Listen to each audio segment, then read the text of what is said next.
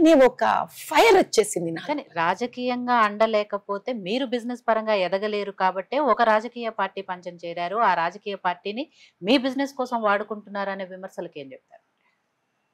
నేను కనుక ఒకవేళ రాజకీయ పార్టీని వాడుకోగలిగి ఉండింటే ఈ రోజు ఒక 14 నెలల్లో ఇంకో హాస్పిటల్ కట్టేసి ఉండేదాన్ని.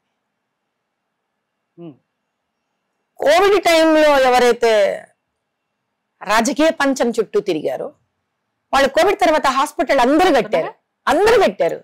ఎవరికి తెలియదు ఇది? అందరికి ఇంకో కొత్త హాస్పిటల్స్ వచ్చింది, విరించికే రాలే. సో విరించి ఆ రోజు డబ్బులు తిననట్ట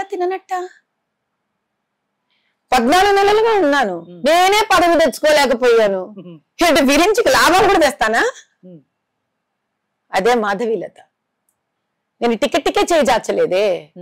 విరించి కోసం ఏమన్నా స్టేట్ గవర్నమెంట్ లో ఎట్లాగో మా గవర్నమెంట్ లేదు, central government state government health లో 2 వేరేవి. నాకేం చేస్తుంది బీజేపీ హాస్పిటల్ కి? చెప్పండి చూద్దాం.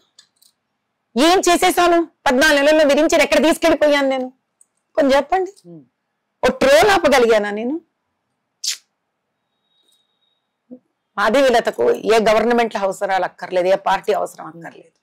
మాధవీలతకి టికెట్ ఎలా వచ్చింది బీజేపీలో? అప్పటి వరకు కూడా నాకు తెలియదమ్మా, నాకు తెలీదు, నాకు ఈ రోజుకి తెలియదు, తెలుసుకోవాల్సిన అవసరం నాకు లేదు. రాజకీయాలు మిమ్మల్ని వెతుక్కుంటూ వచ్చాయా, మీరు రాజకీయాలను వెతుక్కుంటూ వెళ్ళారు? ప్రజా ప్రయోజనాన్ని నేను ఎత్తుక్కుంటూ వెళ్ళాను. ప్రజా ప్రయోజనం చేసే నన్ను రాజకీయాలు ఎత్తుక్కుంటూ వచ్చాయి. సో టికెట్ కూడా అట్లే వచ్చింది. అంటే దీన్ని బట్టి నాకు అర్థమైంది ఏంటంటే బీజేపీ పార్టీలో అంత మంచి వాళ్ళు ఉన్నారు. ఇది నాకు తెలిసిన మొదటి విషయం.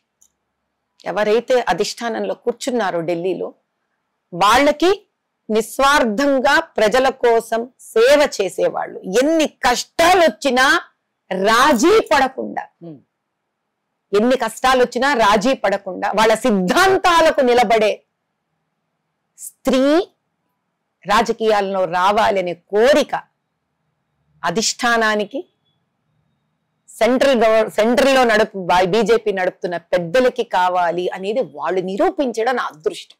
నాకు టికెట్ ఇచ్చి